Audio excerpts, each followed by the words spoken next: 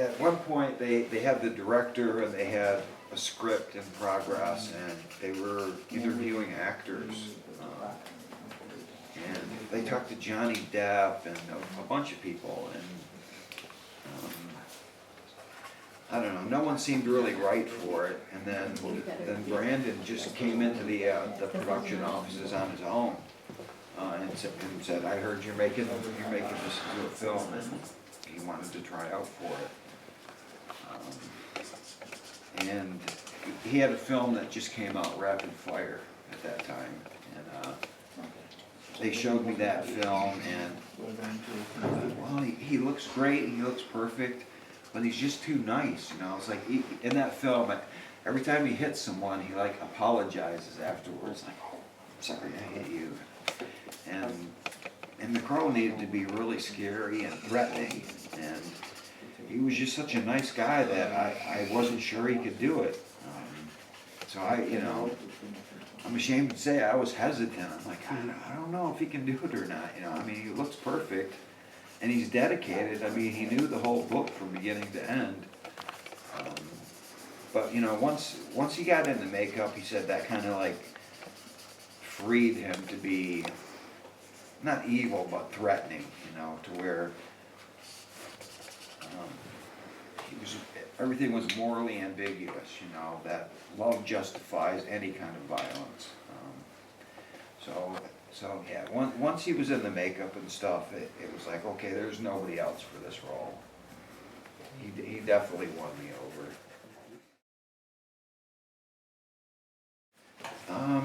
Now I spent a lot of time with Brandon in his trailer, in between scenes, talking about loss, and you know, he had lost his father, and I had lost my fiance, and we talked about how that had changed us. So,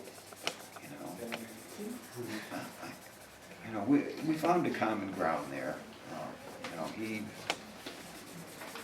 And plus he was really grateful that he said the Crow, this was his film. It had nothing to do with his father. You know, he didn't feel like he was in his father's shadow anymore with his film. That this was going to make, as an actor, this would get him out of his father's shadow. He wouldn't just be Bruce Lee's son anymore.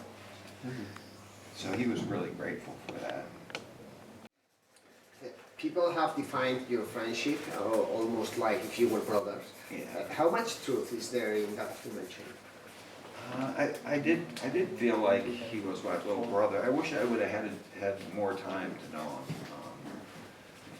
It seemed like we had just gotten really close, and then he was gone. Well, I mean, we talked about the loss of his father, and he showed me all of his father's notebooks about the Chinese philosophy thing and the martial arts thing. And it was really amazing to hold these books that had all this handwritten stuff from Bruce Lee in them.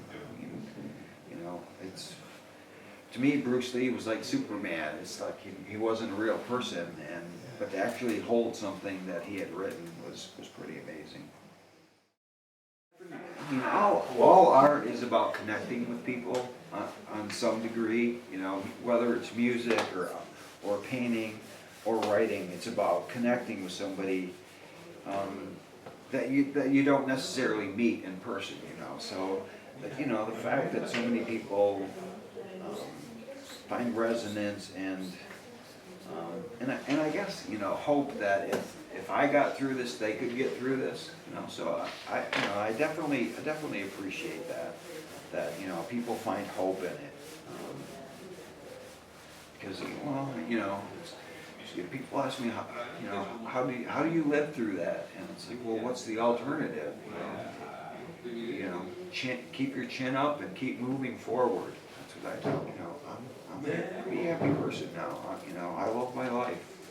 I got people that love me and care about me. I have a blessed life. There's nothing to be depressed about. I get to do what I love for a living. So I'm happy. That's great. Thank you very much. You're welcome.